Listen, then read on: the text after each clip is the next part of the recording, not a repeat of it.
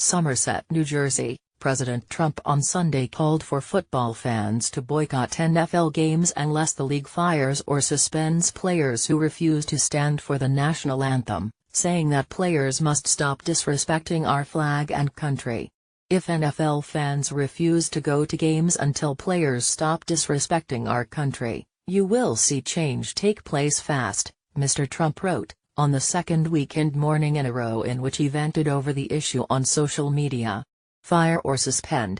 The tweet suggested that the president, who used an expletive on Friday night to refer to players who kneel or sit in protest during the anthem, a practice that took hold last season among some African American players after Colin Kaepernick, the now former San Francisco 49ers quarterback, did so to protest racial and social injustice, is bent on deepening a bitter culture war fight with the NFL. Follow our live coverage of NFL protests and reactions here. It is a highly charged debate, with unmistakable racial undertones, pitting advocates of free speech who argue that professional athletes should have a right to use their positions to call attention to social issues against those who contend that refusing to honor the anthem disrespects the military and the nation, and that sports is no place for such displays.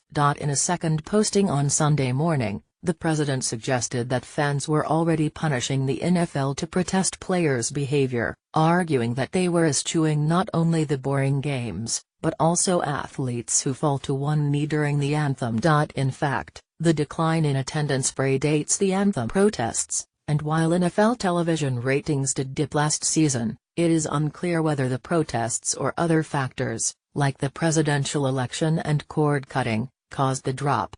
Black social media users have also called for an NFL boycott. At a rally on Friday in Huntsville, Alabama, the president alluded to some of those factors, saying that the no.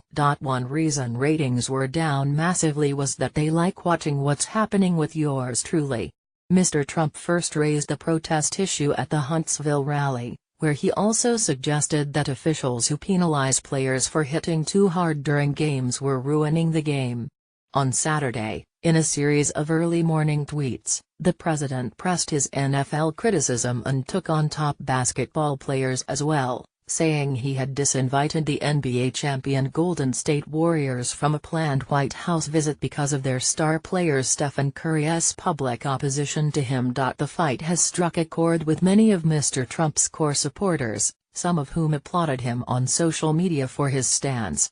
But it drew harsh denunciations from many prominent African American players, including LeBron James, and an unusually strong rebuke from Roger Goodell, the commissioner of the N.F.L., whose owners include many donors to, and friends of, the president. Mr. Trump struck back at Mr.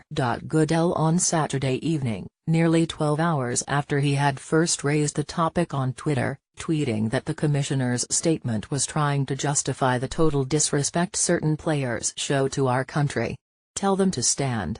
Mr. Trump added. Robert Kraft, the owner of the New England Patriots, who is a close friend of Mr. Trump's and who has spent the night at the White House and ridden with him on Air Force One, issued a pointed statement on Sunday in which he said he was deeply disappointed with the tone of the comments made by the president at the rally, and defended players' right to express themselves.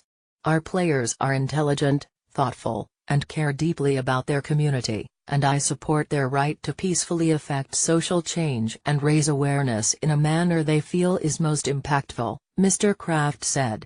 On Sunday, White House officials defended the president's position, arguing that professional athletes had no business expressing their views on the field. They have the right to have their First Amendment off the field, Steven Mnuchin, the Treasury Secretary, said on ABC's This Week.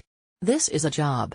Mark Short, the president's legislative director, said that there was a double standard for players who chose to voice their views on the field, and that the president was speaking for the majority of Americans on what sort of expression was appropriate.